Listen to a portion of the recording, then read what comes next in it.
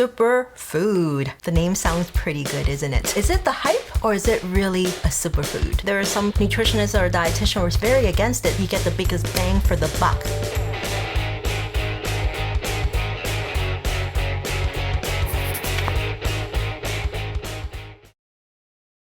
Hi everyone, today we are going to talk about superfood. The name sounds pretty good, isn't it? I think whenever you see super anything, it's always so much better. Is it the hype?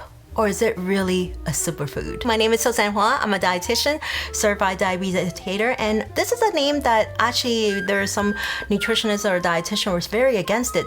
There's no such thing as a superfood because all food are healthy and all food fit. While I do agree with that, let's talk about why are they called superfood. They're often called superfood is because for the volume that you have, it's packed with nutrient. Variety of nutrient. There is superfood where we known as the seeds, right? The 3 seed, the hemp seed, flax seed, and the chia seed.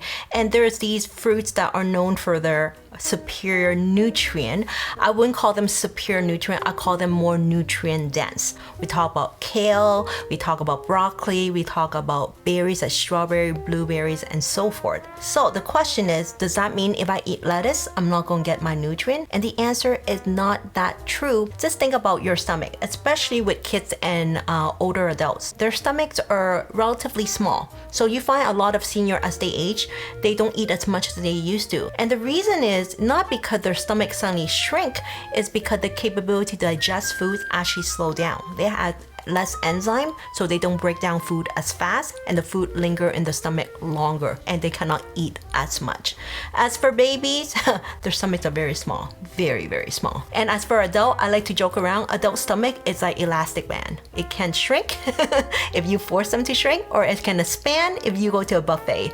So because of that, I feel that it's very important that every mouthful to be as nutritious as possible. When you think about your paycheck, if we use that paycheck and we buy things that are useless, okay, simply because we like it, it's okay.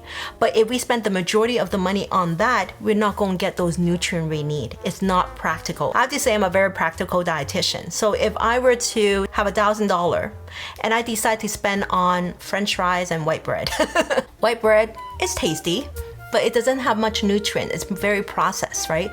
So because it's very processed, I still need to spend that money, but I'm not getting that much back in return. However, if I choose the same calorie or same amount and I spend on sweet potato, which is known as one of the superfood, the sweet potato, it's much more nutrient dense. So the same $100 or 100 calorie I spend, I get so much more in return. This is why I always say you get the biggest bang for the buck. But sometimes we spend money very irrationally.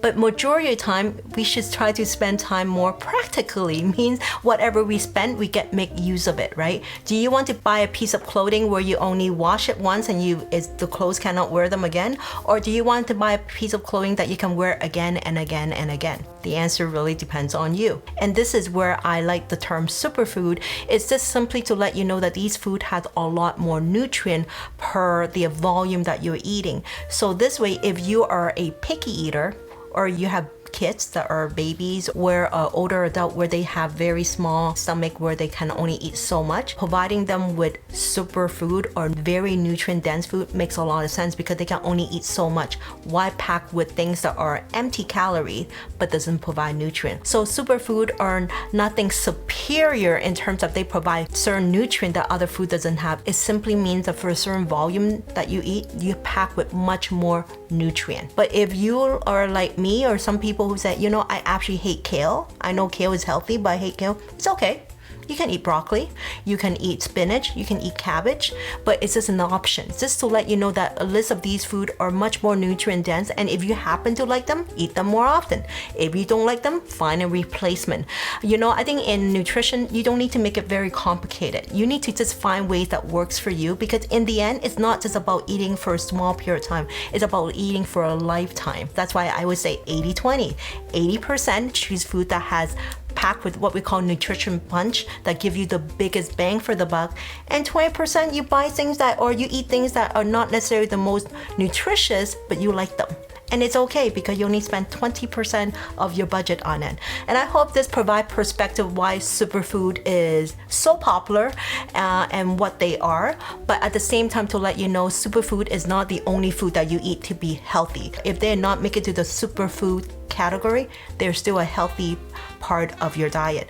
The most important is understand where you are, how much stomach that you can hold on to, and see if you can pack them in whenever you can. And as always, 食得有型，活得健康。下次再見，拜拜。